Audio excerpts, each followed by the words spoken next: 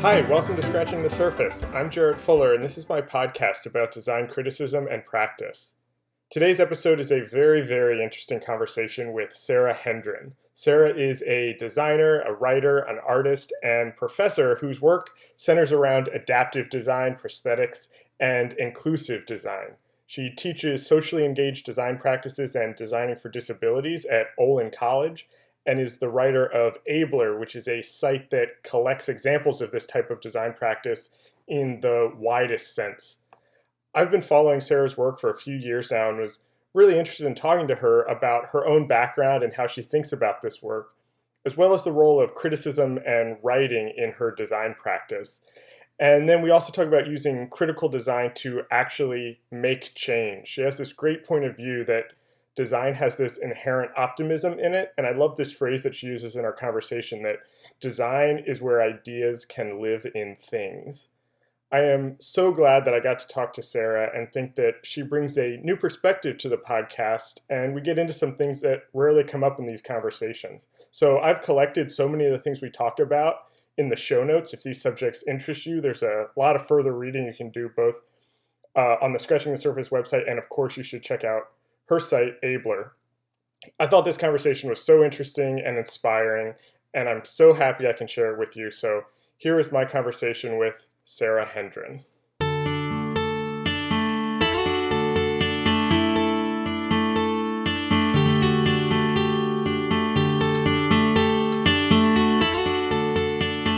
I was really struggling, to be honest, with how I wanted to kind of structure this conversation with you, because there are a lot of different things that I kind of want to talk to you about. And so I thought a good place to start is just a little bit of your background and how you got started in design. I think I read somewhere that you had some sort of history background or something. So let's just start with kind of mapping that out a little bit. Yeah, sure. So I've had one of those very circuitous careers, and I have a BA in visual arts, so painting and drawing in college. And the studio art program in college was good, but very studio based and really kind of old school. So I didn't have any sense of, so for me, design was kind of like, oh, that's for people who are commercial and want to make money. And, and if you want to work in ideas, then you've got to be doing this the gallery thing. So, and then I spent a couple of years teaching. I got kind of dissatisfied with just the language, the pure language of painting. And I think I was struggling for a richer new media integrated practice that was going on then, but that I just wasn't aware of.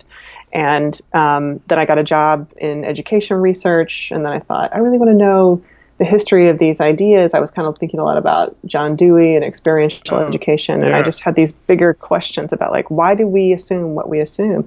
So I applied to and got into a history program at UCLA in cultural and intellectual history, but not art history, just straight up history, and got really into the history of science. And it was like fantastic in terms of the coursework. Yeah. And then went overseas, went to the Netherlands and did my dissertation research. And after the coursework, when I started kind of doing my own kind of piecing together what's going to be my dissertation, what am I going to specialize in, I started to have these nagging doubts about the output of academic writing. And I would go to academic conferences and I would think, I don't really want to go to dinner with these people. Not because they're not great, but they're not my people. Do you know what I mean? Yeah. I'm not restless and eager to continue this conversation all day. Yeah. So that felt a little, and I remember in the Netherlands, actively doing my dissertation research and saying to my husband, I got a bad feeling about this. I don't think this is me. And I said to him, I think I want to be like a furniture maker and a journalist. Okay. And this was in 2002, 2003. Okay. And what I was naming then that I didn't realize at the time was, I want to do some thinking and some text, logocentric work. I want to produce those ideas, but in an accessible form.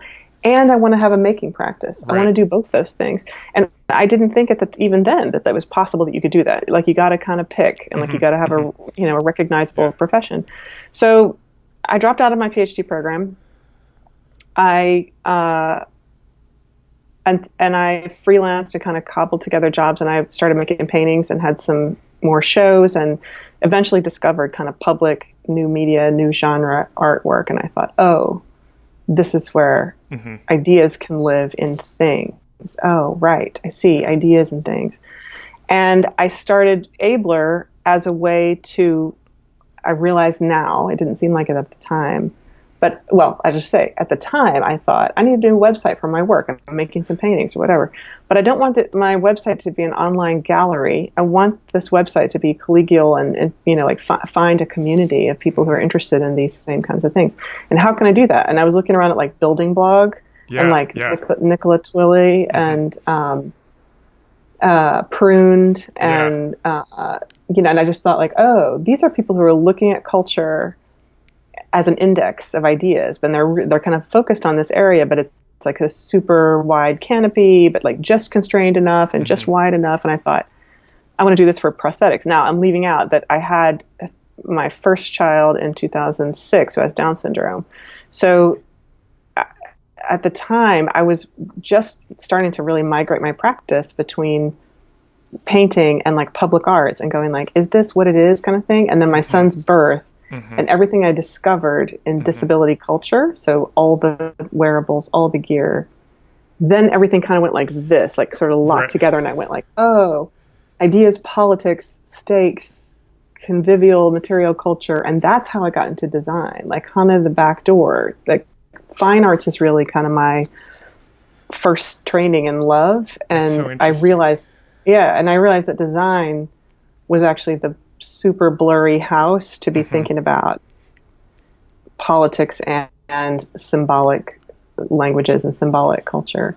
So that's like the short version. But I mean, no, it's so interesting for a lot of different reasons. And as you were saying that, I was kind of just looking over my notes of the things that I wanted to talk to you about, and you hit on all of those things. So now I need to kind of figure out which of that I want to kind of pull from. Sure, yeah.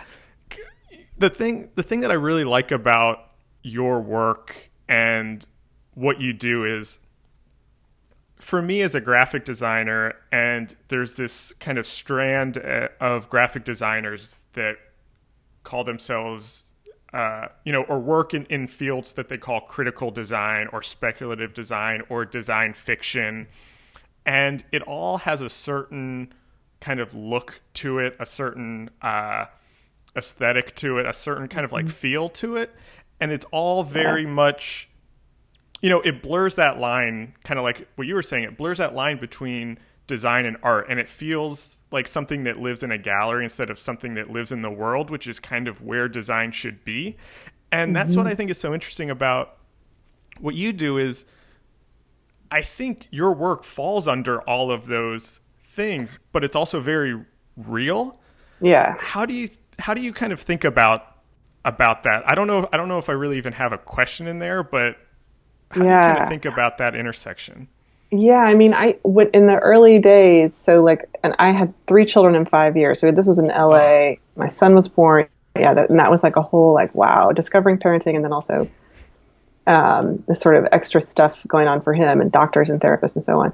And then another child, and we moved across the country. So there was a lot going on. In other words, the online realm, digital realm, and Twitter and stuff kind of became a lifeline for me to go like, I'm doing something, I'm migrating my practice right now, and I'm trying to figure out what that is. Yeah. So in the process of kind of researching prosthetics and stuff, I came across like the work of Wendy Jacob. She was super influential for me. She was working, at that time, she was working at the ACT program at MIT, the Art, Culture, and Technology program.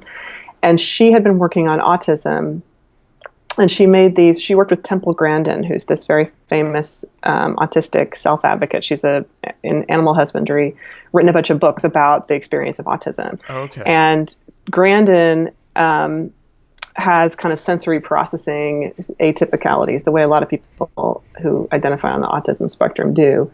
And Grandin had built for herself a hugging machine, like a chair she would step into at the end of her day that would give her a deep compression hug that a lot of people tend to get from other people, affection, but that she found overwhelming. She found human contact overwhelming, but she found this pressure machine to be like a great proxy.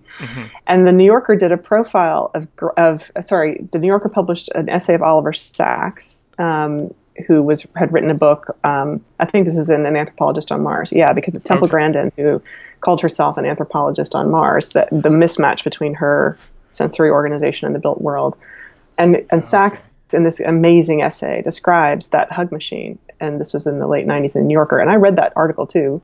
So funny. So then I discovered Wendy's work. Wendy went to Temple and said, I love this idea of the hug machine, not just for you. Like, I think there's a clue there. Mm-hmm. Like, you've built this thing that's just for your diagnostics.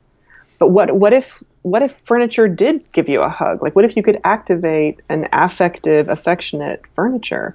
And so she and Grandin kind of talked about the thing. And then Wendy, because she's at MIT, worked with some engineers to create this, like, it looks like a club chair, and it reaches up over you and will hug you, and you pump it. It's got this foot pump on the side. So then, like, another person can, like, pump up that pressure and give you this giant squeeze with a chair.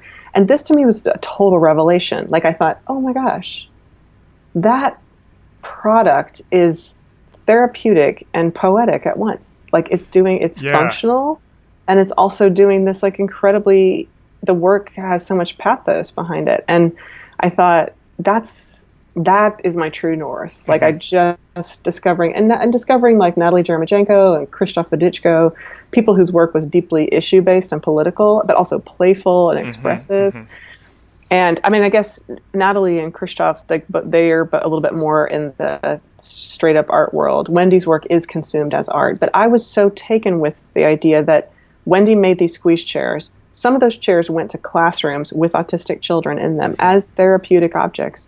And some of them went to galleries. Yeah. And Wendy's even more interested in those as art. But I felt like, okay, what if you could have a whole practice that walked that line so finely, you know? Right. Like, yes, it works, and it attends to real constraints and real conditions, and maybe half of its life is functional, and then maybe half of its life is frictional. And I'm making this, hand gesture back and forth, like hopping a fence.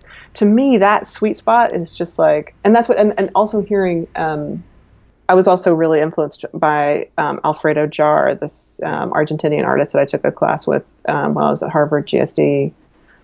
So that was all after Harvard GSD came later after my kids, and kind of I went back to school. But Alfredo Jar in this seminar talks about use and poetics, and that drawing those two together. If use and poetics can live right there on the same line, they're usually kind of at opposite ends of an axis. But if you can, draw them, together, that's really where a lot of the sweet spot is. And that some of the work, that you make in your life can lean toward the poetic, and some of it can lean toward use. And I think for me, my practice has been about insisting that one house can encompass both work that is useful and work that is, and not every work in the critical design, speculative design sense, not every work has to look and feel the same. It doesn't all have to be fictional. But it doesn't also all have to be manufacturable, but letting both those things live together, that's what's motivated me. So then I started down this path of thinking, then I started down this path of collecting on Abler all the work that I loved that could be considered prosthetic. So, and I thought, I'm just going to I'm going to be this giant filter, and it's going to be artists who are not even thinking about disability at all. It's going to be very legible prosthetics. It's going to be wearables. And of course, the history of these objects is long and wide, so, and over the course of collecting that stuff, kind of magazine style, and I had in my mind this reader, like this Wired magazine reader, this kind of very, very techie Silicon Valley person on their lunch break with like a giant sandwich on their desk, like clicking around, you know what I mean? And I thought, what if I could get that reader to think twice about prosthetics that aren't the kind of, myoelectric, super high-tech robotic arms, but that are this other thing. And so having that reader in my mind, I thought, what meaning can you make if I put all those things in adjacency? But I didn't know at that time was that I was trying to write myself into a point of view about working in design, about the making, right? And it wasn't until my friend Jeff Goldenson, who's my colleague here at Olin, said to me, well, this is what Kohlhaas did. He wrote his thesis on Kohlhaas. And he said that he wrote early in his practice as a way of it's almost like psyching yourself up for going I think I want to insist on both these things, or I think I want to try to I want to bring these two things together and not sacrifice either of them, you know? And so now I've done a lot less writing, but I've done a lot more making, and I've realized, oh my gosh, that Abler was all about that, all about like revving up to a point of view and then being able to have a language to defend it, you know? Yeah. It's so interesting. I interviewed Michael Rock, who is a designer at 2x4, and he has written a lot about design. He currently writes for the New York Times, kind of about design in a really wide sense. But he has this great phrase when I interviewed him where he said that design is just an elaborate form of writing. And it's the same type of idea. And so it's interesting that that's kind of how your practice has evolved also. What's the relationship that you kind of see between thinking of yourself as a writer or thinking of yourself as a designer? Where do those things do you even see a difference anymore kind of between those practices? I mean, I do. Design, what I love about design is that it's the proposal of ideas. And of course, that is what you're doing in writing too. Mm-hmm. It is the forward motion, the suggestion of a new way of being in the world. I mean, the magic thing about design is that if you take it seriously and you really go like, wow, that's an altered future. That's an altered universe. Yeah. And if that thing could be undone, and if that case study is malleable, then maybe the whole world is unfixed and malleable. Like that to me, it never gets old. Like it never gets old, that feeling. Yeah. So that's why I love design. And that's why I love design more than art even. I mean, I'm artificially hardening those boundaries, but you know what I mean? I know exactly art, what you mean. You know what I mean? Design has about it a kind of optimism, and I'm small o, a kind of, it is propositional, it puts forth, it is proposing rather than just unmasking and revealing. Mm-hmm. There was something about the gallery space that feels kind of static to me, where design is putting something forward. Now, writing, of course, is also putting things forward. I think, I'm in the process of writing a book right now for the first time.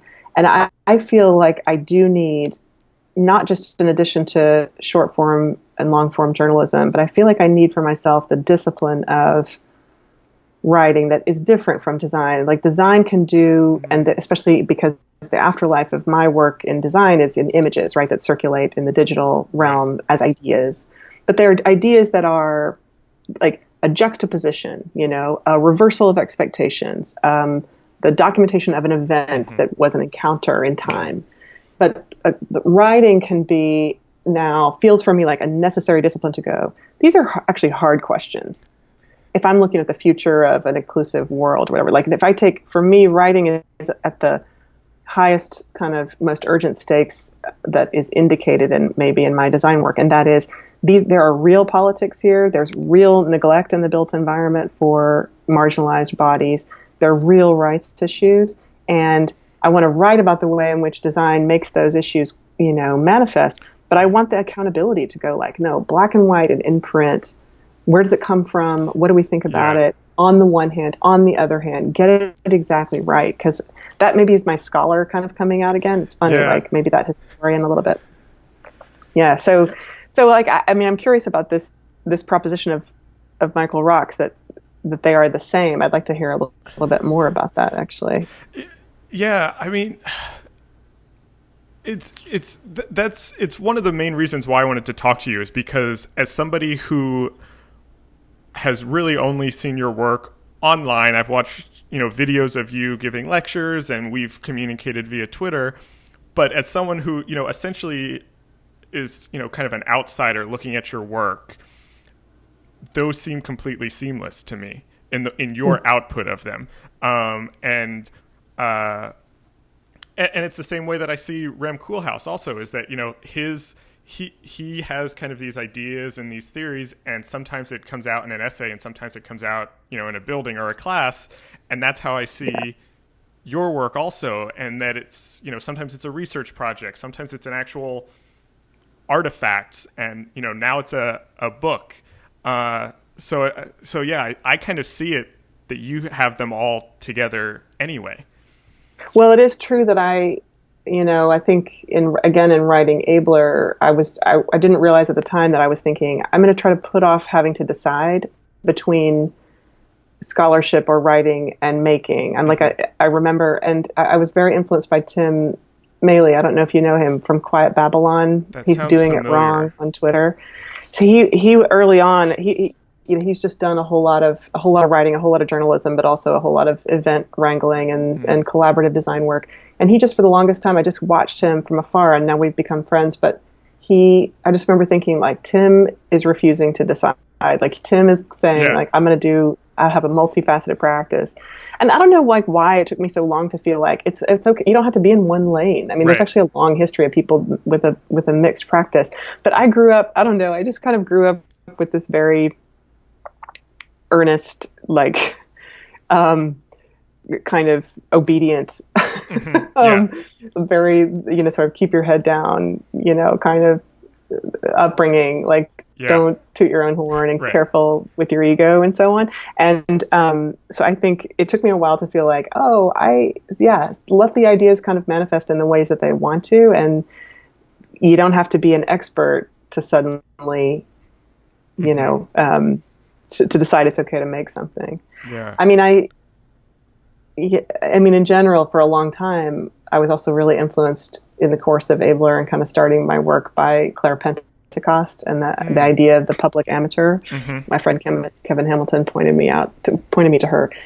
And Claire Pentecost just has this, I mean, she was kind of critical in helping me think about taking an openly and transparently amateurs' love and modesty towards stuff you don't know. And I think, so more than even just the form of writing or design for how I was going to output ideas, I had to make peace with not being an engineer, not being in the sciences, not being, it's like, I'm glad you're asking me about this, because I do think now I feel so much energy and creativity and freedom to kind of go, like, maybe it's a book, maybe it's a performance, but it took me a long time.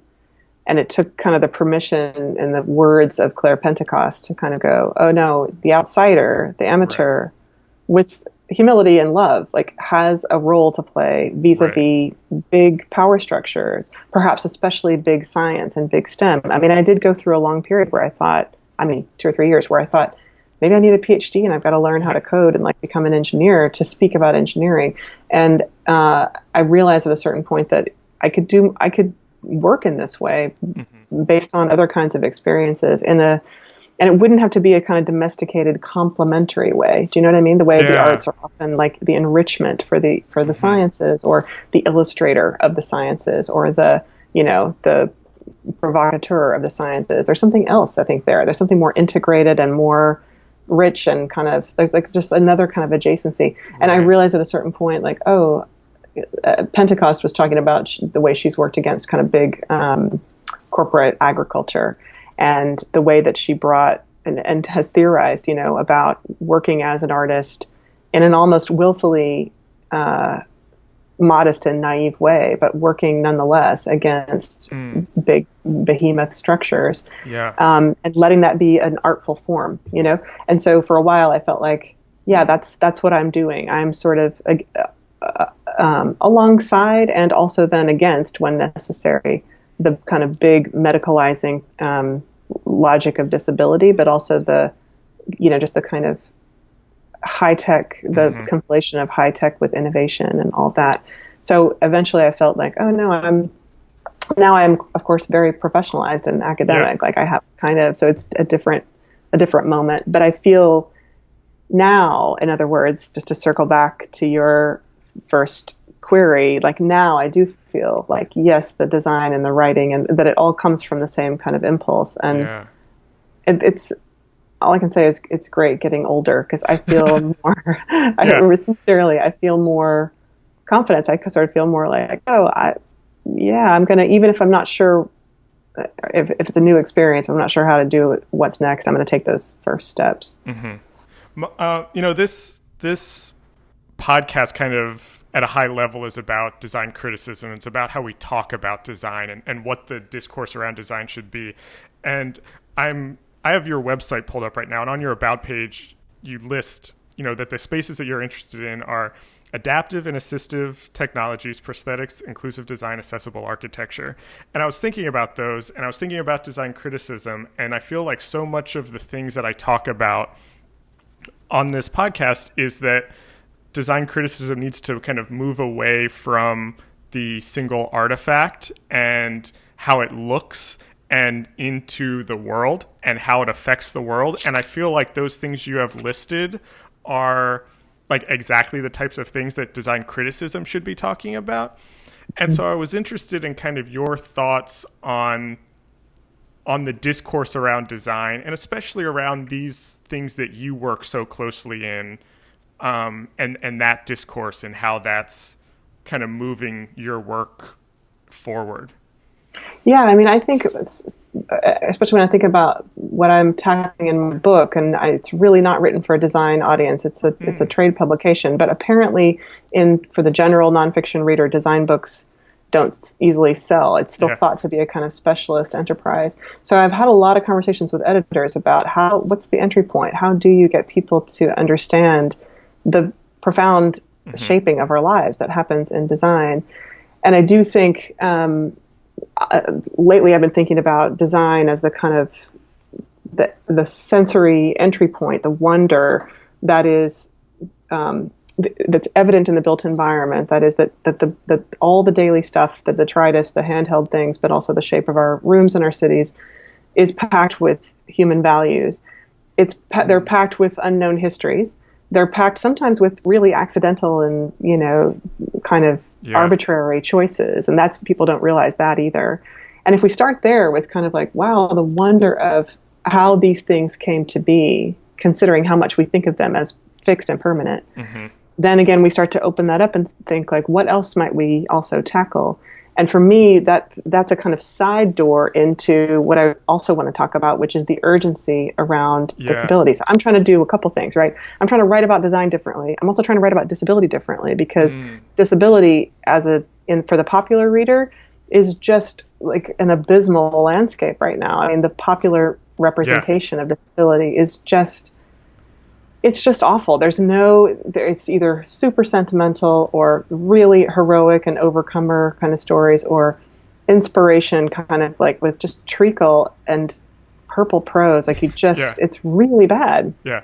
So I'm trying to figure out like how, for me, to get people to think about disability with their wonder intact, to be interested in the adaptive human body and in the interdependent way all our lives are structured, and that all bodies have kind of openings and possibilities, and yes, closures and things that they can't do.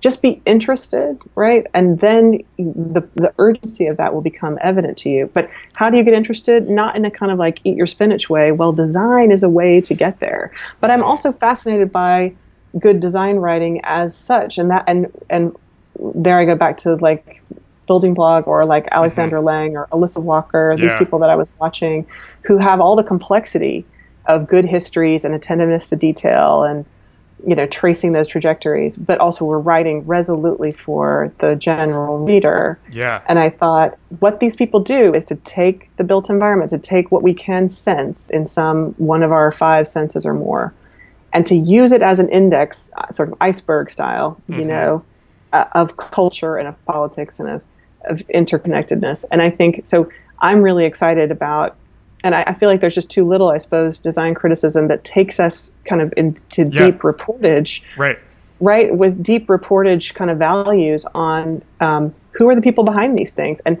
how are people kind of circumventing ordinary design. And there's just so much that's fascinating. And in my field alone, like architecture for dementia, and a whole labor force in Japan and India that's a vocational training program for people who go blind in old age and they become massage therapists. And so what happens then around like service design that accommodates difference in that way, or depth space down at Gallaudet. I mean, that's just in kind of architecture and services, but like the OXO vegetable peeler that has its roots in arthritis. Like maybe people know that story, but it's one of many. And they're not just simple plucky stories about like universal design and like edge cases that then affect everybody. That's one, but it's more that like if you just start to look at the built environment, describe it, but ask what else is going on there.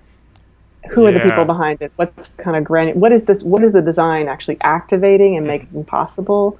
What is it? How does the design return us actually to our lives? Like, for instance, in my book, there is going to be a chapter about this man named Steve who lives here locally in Boston. He has advanced ALS. He was trained as a landscape architect, and he designed a whole residence for himself and for people with MS who, and with simple software mounted on his wheelchair, he can summon the elevator and open all the doors and transfer himself from his bed to his bathroom, do the fans and the HVAC and the media in his room, all this kind of stuff. But what's interesting to me is that there are also people who live with Steve who feed him and who make his dinner and who do all kinds of bodily care for him. And I'm interested in saying, here's the design and the technology, and we can talk about how interesting this looks and all the clever ways that he made extra firm grass on the exterior so that it takes the weight of a wheelchair without getting stuck. Yeah, that stuff's interesting. But what's really interesting is that Steve orchestrated the technology and human interdependent care, like to build a community, it's returning you to life, not just sort of, it's not an object for contemplation only. We can be really fascinated by its form and its function, but I'm just as interested in what does this make possible? And that's 1,000 little invisible behaviors until you, in good long form reporter style, make it visible. Right. That's what's exciting to me. Yeah. And I'm curious how you work at a school also, and you teach these things. How do you do that?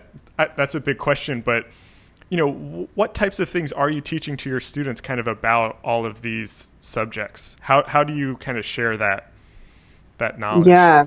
I mean, that this whole thing about Claire Pentecost and the public amateur and the not thinking only in complementarian terms, but more like smashing together disciplines. When I finished at Harvard, I pitched to the RISD Digital and Media Department this class called Investigating Normal.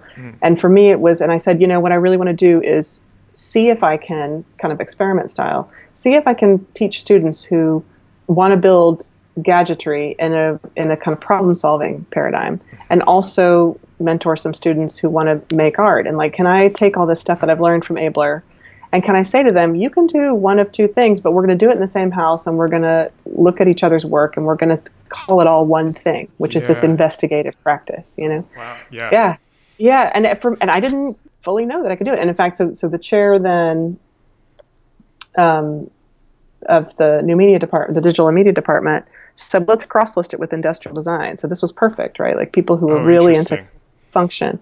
So I got half grad students from industrial design and half from digital and media, and it worked. It went so well. And so I thought, oh my goodness, maybe I can do this even deep in the heart of engineering. So I came to Olin, and that was kind of part of how I pitched my role to them. Yeah. I mean, so what I do with students is very much tied up with Abler in my practice, which is insisting that disability studies and disability culture and the language of the symbolic and expressive languages of identity that are tied up in artifacts and art forms can live alongside good engineering, and that we can, if we take seriously some critical theory and some good, strong criticism about how we talk about each other in the humanities, we can have that, but not over in the ethics seminar. We can have it in our studio, our studio space. Yeah. Yeah. I mean, to me, that just feels like, okay, this is an integrated education. So, of course, it's challenging. I mean, it's more challenging for engineers. I mean, I'm at a school where all the students are studying engineering. They do get arts and humanities stuff, but it is, for many of them, an introduction to critical theory, like just to talk about the constructed nature of identity and the self, and that stuff is kind of brand new for them, and they're all undergrads. So, but still, in general, I've got people every year who are making artwork, and people who are doing super legible assistive and adaptive technologies with outside collaborators. And so interesting. Yeah, so insisting on doing it together that's been, for me, that's the animating force. Yeah, and it's curious. I have just a couple questions. I know that we're starting to get short on time, but that was something that was interesting, is that you are kind of embedded in an engineering department, and I think that just highlights this notion that design or the idea of design is something that's moved from the end of the process as something that's like decoration or surface to something that's truly at the beginning of the process now and is integrated throughout the whole thing. And I think being in an engineering department is like a perfect example of how that is true and is changing how we think about design. It's true. And I must say at Olin is a particularly, I mean, I think a lot of places are thinking more about design at the front end and human-centered design and so on in curricula now. But Olin has also would say it has a design-led engineering curriculum. And what do we mean by that? That it's a design disposition toward questions, right? Where we're asking, reframing problems regularly, that we have a kind of nimbleness in the face of what our assumed first, impulses are for choices, and then we can kind of, pan back from those, and we can commit, hold it in the provisional. We can, in addition to being human-centered and collaborative in what we do. So I'm lucky that I work at a place that also values those things. Yeah. I this is not something that I was planning on asking you, but as we were talking, it's something that I've been thinking about the past couple days and actually seems like something that I would love to get your opinion on. I've been thinking about how there are all of these terms and all of these subdivisions for design. And we've just in this conversation have said, social design, human-centered design, adaptive design, inclusive design, critical design. And part of me wishes and part of me thinks that, a robust critical discourse, that eventually all of those things can just be design and they don't need to be seen as this like small thing that a couple people do, but that's just how design happens. Yeah. This is something that I've just been thinking about recently, so I haven't fully formulated it, but does that kind of prompt anything for you? Yeah, I mean, I agree in the sense that, people get hung up on, and we could be talking past each other, right, to be using, to be separating all of these categories of design. And right, there's something really nice about reminding people design is just the arrangement of elements for a desired end. It's, I think, but I do find working in an engineering context that I need to indicate to people which pole of design am I sort of landing on or not. And because in engineering design, remember, it can be kind of like, clever problem solving by a different fix, better mousetrap style, Yeah. And so, I mean, I know critical and speculative design is coming under a lot of fire for various kinds of reasons, and maybe part of that is just the nomenclature, and probably that's kind of warranted. But in an absolute sense, I think you're right. I mean, right, I do. But I also see the very practical use for these things too. Yeah, that's exactly the way I've been thinking about it too, where I really do see it. I see the value in it, but I also see how that just puts up divisions that, maybe don't need to be there and can make, discourse better and make it so, a graphic designer can learn from the things that you and your students are doing. I mean, one of my colleagues would just say at the bottom, what do designers do? They represent ideas. So they're discontent with ideas in the abstract and in your head or in bullet form or equation. They need to be represented, and there is something about that. That's very kind of super distilled, right? Yeah. And I think, and if I had to say, like, right, what is my kind of like restless impulse is to say, impose form on that thing, like have that idea out in the world. And sometimes it needs to be unresolved and kind of like rough around the edges and like meant to get under your skin. And sometimes it's meant to kind of really suggest a new pathway, like, and to really alter the way the inherited world is. But it's represented. I have to get it from here out here, and that's the process. I don't know. Yeah, no, I love that. I've never heard that definition, and it's so. Yeah, that's great. I have never heard that before, and I'm all over that idea.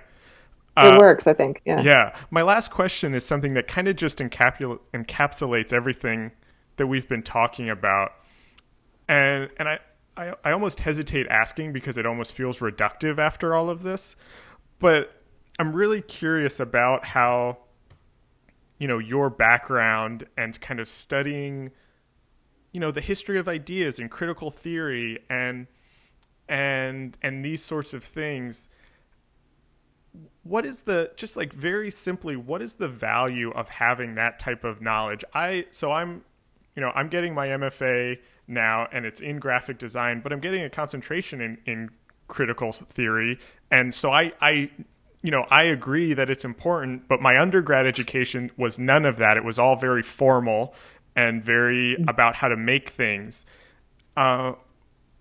What's the value in that you see to kind of incorporate that into a design process? I don't think that's reductive at all. I think I'm wrestling with this right now, and I'm realizing, so I can decide whether to say that my career path has been circuitous or instead that it's been actually a really zigging and zagging wide traverse over a lot of disciplines. And from that, I am drawing from a really wide trough now. I'm able to kind of recollect and readings that I did like far outside of my fields and my fields in the sense of disability. Like I'm really working with, I'm lucky that I got a liberal education, the thing that I just wrote an email to engineering students this morning saying, Austin Kleon, output problems are input problems. And most designers and engineers, I think, if anything, they suffer from input problems. And I don't mean reading Engadget and those obvious things. I mean, really trawling wide and setting up deliberately odd adjacencies and stuff. Like, I just think you have to be omnivorously curious. I mean, to me, that's like the most important thing to be a good designer. I think to me, it supersedes everything else. Like a kind of deep curiosity about the world, and literally in every way, because you just have no idea where good ideas are going to come from. I mean, I have a writer friend who says that curiosity is a holy thing. Like you should always pay attention to it. Like if you're just passing by the newsstand and like some magazine cover that you've never bought before is calling out to you, you should just don't question it. Just like go and kind of idly. So I'm lucky that it took a lot of, again, zigging and zagging, and some of that was inefficient, and I was underemployed and whatever for a while. But I also feel like, wow, I had a lot of, but when I was in college, I did a lot of staring at the wall, like a lot of reading poetry, a lot of input, so I feel lucky that I'm benefiting from that now. And I think, not to sound like an old, like it's only the humanities and the old form. It's not that. Right, it's like, it's the truly cosmopolitan and global culture. But I must say, I'm more and more, I'm less about skills and more about philosophical nourishment, historical, cultural nourishment. Yeah.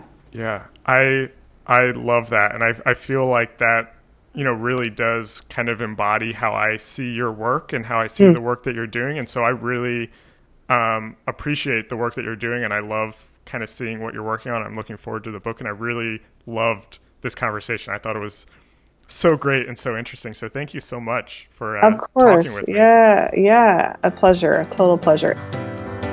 This episode was recorded on February 16th, 2017. Our theme music is by Andy Borgasani. We're on Twitter and Instagram at Surface Podcast. You can find us on iTunes and SoundCloud and at scratchingthesurface.fm. Thanks for listening.